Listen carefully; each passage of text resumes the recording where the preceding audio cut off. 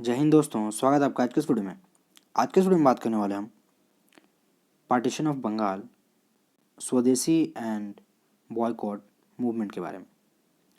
तो इस वीडियो में हम देखेंगे कि किस तरह से बंगाल को अंग्रेज़ों ने दो भागों में बांट दिया था, क्यों बांटा था, इसके बारे में हम आगे डिस्कस करेंगे। पहले हम मैप देख लेते हैं, ठीक है। तो जैसा कि हम देख सकते हैं, उस टाइम का जो बंगाल था वो लगभग इतने बड़े इलाके में फैला हुआ था, जो कि भारत का लगभग सबसे बड़ा राज्य हुआ करता था उस वक्त का जो बंगाल था वो बांग्लादेश, आसाम, बिहार, बंगाल, उड़ीसा, झारखंड और छत्तीसगढ़ के कुछ इलाकों को मिल करके बना हुआ था।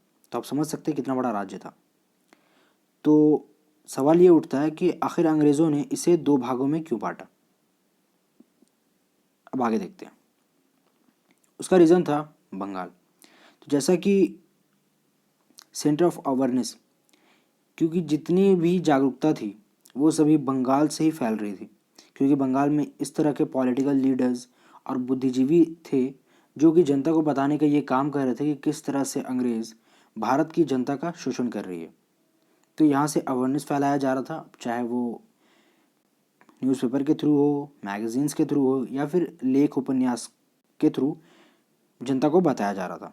दूसरी तरफ इंडियन नेशनल कांग्रेस, इसकी जितनी भी गतिविधियाँ, जो भी एक्टिविटीज़ वगैरह होती थी, वो उन सारी चीज़ों का संचालन बंगाल से ही किया जाता था कि कौन सा अधिवेशन कब करना है, उसका मुद्दा क्या होगा और इसमें किन सारी बातों पर हमें डिस्कशन करना है। तीसरी चीज़ कि ये बंगाल में लोग इतने ज़्यादा अंग्रेज़ों को भगाने के लिए एक्टिव थे और जिस तरह से लोगों ने मिलकर के एकता का प्रदर्शन किया था, उसकी वजह से अंग्रेज़ बहुत ज़्यादा परेशान थे और अंग्रेज़ चाहते थे कि किसी तरह से इनकी इस एकता को तोड़ा जाए। तो पूरे भारत में बंगाल एकमात्र ऐसा राज्य था जो कि पूरे के पूरे देश को, यूँ कह सकते हैं, उसका केंद्र बन चुका था, पूरे देश का केंद्र बन चुका था। और वो लगभग वहाँ पर होने वाली चीज़ लगभग पूरे के पूरे देश को प्रभावित कर रही थी। थोड़ी बहुत ही करे, लेकिन वो पूरे के पूरे देश को प्रभावित करती थी। यही कारण था जिसकी वजह से अंग्रेज़ चाहते थे कि बंगाल को तोड़ दिया जाए। तो इन सारी चीज़ों की वजह से उन्होंने कोशिश की कि किस तरह से इसको ख़त्म किया जाए। तो उनके दिमाग में एक आइडिया आया, वो था डिवाइड एंड रूल का, क्योंकि 1857 में उन्होंने जिस तरह से देखा था कि किस तरह से यहाँ पर रिलीजन कितना मैटर करता है और लैंग्वेज कितना मैटर करता है, तो यहाँ पर उन्होंने डिवाइड एंड रूल अप्लाई किया। तो उन्होंने 1903 में एक प्रपोज़ल लाया पार्टीशन ऑफ बंगाल का। उन्होंने बताया कि बंगाल इतना बड़ा राज्य है और यहाँ की जनसंख्या इतनी ज़्यादा है कि यहाँ के प्रशासन को चलाने के लिए इसमें बहुत ज़्यादा डिफ़िकल्टीज़ आ रही हैं और इसी डिफ़िकल्टीज़ को ख़त्म करने के लिए हमें बंगाल को दो भागों में बांटना होगा प्रशासन के लिए। तो हालांकि ये बात सच है, उस वक्त की पॉपुलेशन बहुत ज़्यादा थी और प्रशासन चलाने में बहुत ज़्यादा मुश्किलें आ रही थी, लेकिन एक्चुअली में अंग्रेज़ों को इस चीज़ से कोई लेना देना नहीं था। उनकी जो विचारधारा थी वो बेसिकली पॉलिटिकल रीज़न था। वो चाहते थे कि किस तरह से जन बंगाल में जिस तरह से जनता विद्रोह कर रही है और जिस तरह से लोगों तक ये पॉलिटिकल लीडर्स अपनी बात पहुंचा रहे हैं, इस चीज़ को किस तरह से ख़त्म किया जाए और किस तरह से उनकी एकता को तोड़ा जाए। तो ये उनका मेन मकसद था। ये पॉपुलेशन और डिफ़िकल्टी और एडमिनिस्ट्रेशन तो बस उनका एक बहाना था। तो पॉपुलेशन को बेस बना करके बंगाल को दो भागों में तोड़ने के लिए उन्होंने दो चीज़ों का सहारा लिया। पहला भाषा, दूसरा रिलीजन यानी कि धर्म। तो बेसिकली हुआ ये कि जो अब हमारा आज का वेस्ट बंगाल है, तो वहाँ पर बेसिकली बंगाली भाषी जो भी लोग थे, उन सभी लोगों को उस जगह पर शिफ्ट कर दिया गया। इससे हुआ ये कि जो बंगाल के लोग थे वो अपने ही घर में माइनॉरिटीज़ बन करके रह गया, क्योंकि जो बंगाली बोलने वाले जो लोग थे वो बेसिकली 1.7 करोड़ थे। और दूसरी तरफ यहाँ पर जैसे कि मैंने आपको बताया, उड़ीसा, बिहार, इस तरह के बहुत सारे स्टेट्स के छोटे छोटे भागों को मिलाकर बना हुआ था, जिसकी वजह से बंगाली बोलने वाले, उड़िया बोलने वाले और हिंदी बोलने वाले उड़िया और हिंदी बोलने वाले लोगों की संख्या 3.7 करोड़ थी, तो जिसकी वजह से बंगाली अपने ही घर में बेसिकली माइनॉरिटीज बनकर रह गए। दूसरा रिलीजन था, तो जो आज का बांग्लादेश है, तो बेसिकली वहाँ पर मुस्लिम की आबादी 1.8 करोड़ थी और हिंदुओं की 1.2 करोड़।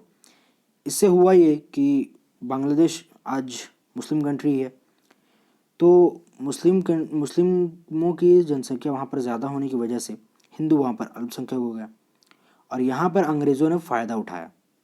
उन्होंने क्या किया, ढाका को कैपिटल बना दिया ईस्ट बंगाल का, और जिसकी वजह से वो मुस्लिम बहुल इलाका होने के साथ साथ वहाँ का अलग से, उस जगह का अलग से कैपिटल दे देना, ये मुस्लिमों के लिए बहुत बड़ा रिवॉर्ड था।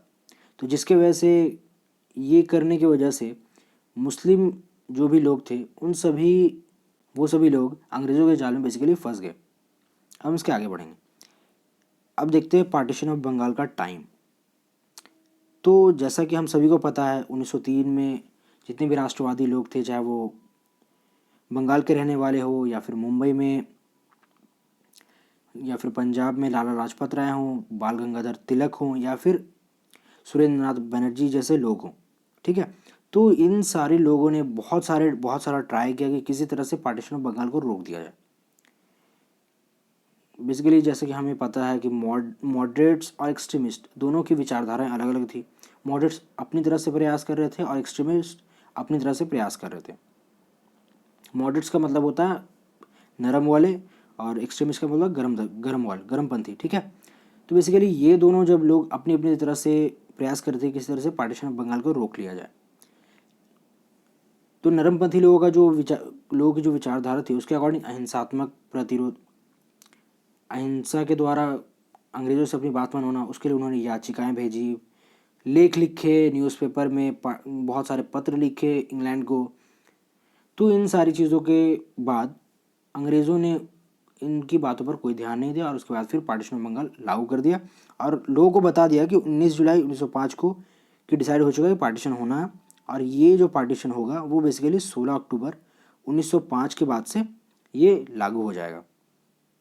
तो बेसिकली 16 अक्टूबर 1905 को शोक दिवस मनाया गया, ठीक है।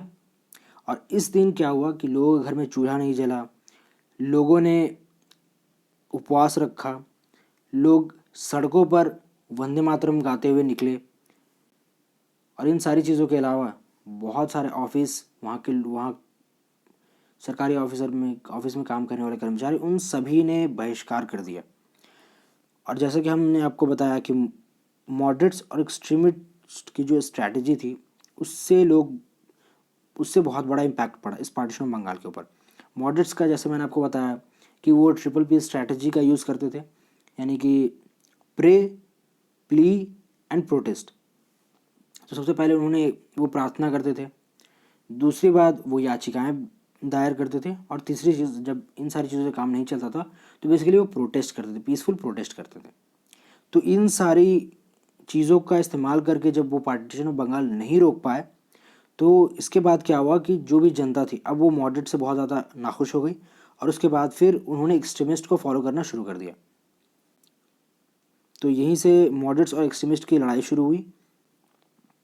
अब उसके बाद फिर एक्सट्रीमिस्ट ने जब अपना कदम उठाना शुरू किया, जिनमें पंजाब से लाला लाजपत राय थे, बम्बई पुणे से बाल गंगाधर तिलक थे, और बंगाल में बहुत सारे घोष बाबू थे। तो इस तरह से बहुत सारे ऐसे एक्सट्रीमिस्ट नेता थे जिन्होंने अपना एक अलग एजेंडा चलाया, जिसमें उन्होंने कहा कि अंग्रेज़ों के द्वारा जो चीज़ें आती हैं उन सारी चीज़ को बॉयकॉट किया गया, जितनी भी फॉरेन गुड्स हैं उन सभी को बॉयकॉट किया जाए और स्वदेशी चीज़ों पर फोकस किया जाए। तो इसके लिए जितने भी, जैसे कि हम यहाँ पे देख सकते हैं, कपड़ा, जो भी फॉरेन गुड्स आते थे उन सभी का बहिष्कार किया गया। दूसरी चीज़, देश में उद्योग लगा करके कपड़ों का उत्पादन बढ़ाया गया, ताकि इससे स्वदेशी मूवमेंट के ऊपर फोकस किया जा सके और अंग्रेज़ों द्वारा मार्केट में बिछाया हुआ जाल, यानी कि जो माल है, उन सारी चीज़ों का बहिष्कार किया जा सके। दूसरी तरफ उन्होंने मुद्दा उठाया कि नमक के ऊपर जो टैक्स लगा हुआ है उस चीज़ को ख़त्म किया जाए, और इसके साथ साथ बहुत सारे बहिष्कार होने शुरू हो गए। बच्चों ने स्कूल जाने से मना कर दिया, नौजवानों ने यूनिवर्सिटीज़ जाने से मना कर दिया, और इन सारी चीज़ों के अलावा सरकारी ऑफिसर में जो भी वकील थे, डॉक्टर थे, पढ़े लिखे बुद्धिजीवी जो भी लोग थे, उन सभी ने वहाँ से इस्तीफ़ा दे दिया। तो इन सारी चीज़ों की वजह से क्या हुआ, ये मूवमेंट बहुत जितना भी सफल हुआ वो सबसे ज़्यादा सफल इस चीज़ में हुआ कि उन्होंने बहिष्कार आंदोलन को बहुत अच्छे से चलाया। और उन्होंने ये मूवमेंट इतने अच्छे से चला कि एक टाइम पर अंग्रेज़ों का जो माल बिकने की जो परसेंटेज था, जो ग्रोथ था उनका, वो बेसिकली 15 गुना तक घट गया। उनका जो मुनाफा होता था वो बेसिकली 15 गुना तक घट गया। तो हम देखते हैं कि ये तो हो गया पार्टीशन ऑफ बंगाल का मूवमेंट और स्वदेशी मूवमेंट और बॉयकॉट मूवमेंट हो गया। तो हम देखते हैं कि ये मूवमेंट आखिर असफल क्यों हुआ। पहली चीज़ कम्युनलिज्म, जिसको हम कहते हैं सांप्रदायिकता। तो अंग्रेज़ों ने यहाँ पर हिंदुओं का हक छीना, बंगालियों को उनके अपने घर में अल्पसंख्यक कर दिया। तीसरी तरफ मुस्लिमों को रिवॉर्ड दे करके उनको सर पे चढ़ा दिया गया, जिससे हुआ ये कि सांप्रदायिकता फैल गई, एक को कम देना और दूसरे को ज़्यादा देना। इसी वजह से यहाँ से सांप्रदायिकता की शुरुआत हुई और यहाँ पर से लोगों को डिवाइड एंड रूल के थ्रू तोड़ा जाने लगा, जो मुझे लगता है शायद आज भी कहीं ना कहीं किया जा रहा है। दूसरी तरफ हम देखते हैं फार्मर्स, जो कि हमारे किसान भाई। तो किसानों के बारे में अगर हम बात करें तो पूरे भारत का सारे किसान इस आंदोलन में सक्रिय नहीं थे। उसके एक वजह है, क्योंकि किसानों की जो आमदनी थी वो बेसिकली वो दिन में कमाते थे, रात दिन भर कमाना है, खाना है, रोज़ का कमाना, रोज़ का खाना, जिसकी वजह से क्या होता था कि वो इन सारे प्रोटेस्ट या फिर मूवमेंट्स में भाग नहीं ले पाते थे। लेकिन जो भी अमीर लोग थे, अमीर किसान थे, जिनके पास पैसा था, वो इन सारे प्रोटेस्ट में भाग लेते थे, क्योंकि बेसिकली उनके अंदर इतनी कैपेसिटी होती थी कि वो प्रोटेस्ट को कर सके, वो इस मूवमेंट में काम कर सके। लेकिन जो बेसिकली मजदूर होते थे वो ये चीज़ें नहीं कर पाते थे, जिसकी वजह से दूसरा रीज़न था इस मूवमेंट का डिक्लाइन के पीछे। तीसरा, पॉलिटिकल लीडर्स अरेस्टेड। इस टाइम पर क्या हुआ, जब ये मूवमेंट चलाया गया उस टाइम पर इतने सारे पॉलिटिकल लीडर्स को अरेस्ट कर लिया गया, जिनमें लाला लाजपत राय थे, घोष बाबू थे और बाल गंगाधर तिलक जी थे। इस तरह के बहुत सारे पॉलिटिकल लीडर्स को बिना बताए, बिना किसी केस चलाए, उन सबको अरेस्ट कर दिया। बेसिकली घोष बाबू को किसी चीज़ के ऊपर अरेस्ट नहीं किया गया था, उनके ऊपर केस चलाया गया था। उसके बाद से फिर 1907 जो कि कांग्रेस स्प्लिट, यानी कि जिसमें सूरत विभाजन हुआ था, बेसिकली कांग्रेस दो भागों में बट गया था, तो वो एक खुद में ही एक बहुत बड़ा टॉपिक है, तो उसे हम अगली वीडियो में कवर करने की कोशिश करेंगे।